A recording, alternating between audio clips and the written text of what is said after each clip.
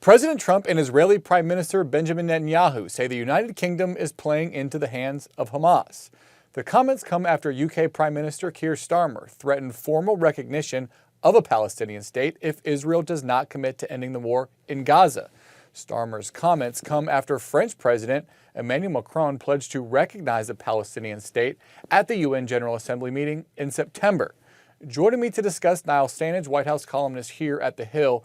Hey Niall, so it's France and the UK now. Do you expect more European countries will follow ahead of the UN meeting? It's certainly possible, because I think the British move pretty obviously followed on from the French move that you mentioned. It's also worth noting that there are some countries in Europe, including Ireland, that have already recognised a Palestinian state, having done so last year. And if we look at the global picture, there are more than 140 nations that recognise the state of Palestine. But I mean, you're right that the major European powers have typically been slower to do so. This may change that to some degree. France and UK, of course, permanent members of the UN Security Council. Do you think this has any effect on the situation on the ground in Gaza? Well, that's what Keir Starmer would like it to do. Whether it will is another question. Starmer has made his move rather conditional upon the Israelis doing some things. One is agreeing to a ceasefire, another is permitting more aid into Gaza, and a third is not annexing the occupied West Bank.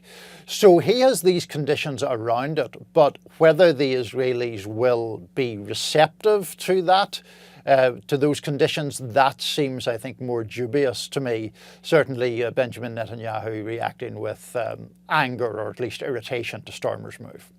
What do you make of President Trump on this? He seemed to be splitting a bit with Netanyahu over this issue of food aid, but here they're on the same page. What I found interesting in Trump's response to the Keir Starmer announcement was that it wasn't as scathing or dismissive as Trump had been to Emmanuel Macron.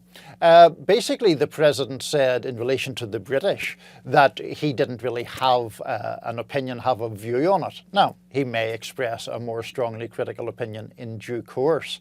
But I thought the distinction between that and his dismissiveness towards France, where he basically said, oh, it doesn't really matter, was telling. And you're right, it was certainly notable that President Trump did break from Netanyahu on Netanyahu's denials that there was starvation in Gaza at all. Trump, I think, has seen the same footage and same photos that many of us have that prove without any doubt at all that there's significant malnutrition in Gaza.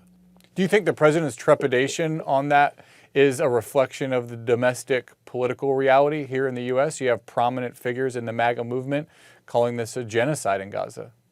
Yeah, that has been one of the most interesting changes in the very recent past. You're obviously alluding there to Congresswoman Marjorie Taylor Greene, who did use the word genocide just within the past 48 hours. And the Congresswoman has been one of the most critical on the right of Israel.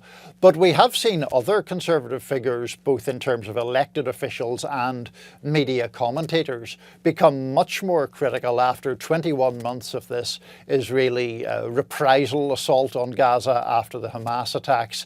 It's interesting the way the partisan lines are breaking down to a degree on this issue. All right, we'll leave it at that. Niall Stanage, thanks so much for your insight. Appreciate your time. Thanks, Drew.